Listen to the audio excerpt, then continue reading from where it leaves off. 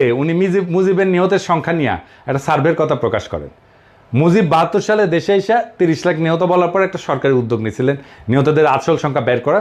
স্বরাষ্ট্র মন্ত্রণালয়ের অধীনে দেশের তৎকালীন পুলিশের ইন্সপেক্টর জেনারেলকে দায়িত্ব দেওয়া হয় যে প্রত্যেক থানায় পুলিশের মাধ্যমে একটা রিপোর্ট পাঠাইতে।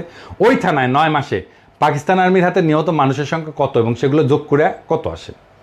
মুজিব সেই রিপোর্ট আসলে সংখ্যা দেখে স্বাভাবিকভাবেই সেটাকে ধামাচাপা দেয়।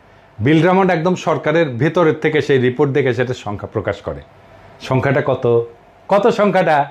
আসল সংখ্যা শুনলে ভিমরি খাইবেন না, চেয়ার থেকে পড়ে যাবেন এক্ষুনি। কত? 3 লাখ, 1 লাখ, 30,000, 10,000? না, কোনোটাই না। 2,000, 2,000, 2,000। জি হ্যাঁ, ঠিকই শুনেছেন, 2,000। এই রিপোর্টটা এখনো আছে, যে কেউ নিজের চোখে সেটা পড়ে নিতে পারেন, স্পষ্ট লেখা আছে। ইংরেজি যেহেতু কইছে সেহেতু ঠিকই কইছে। Likey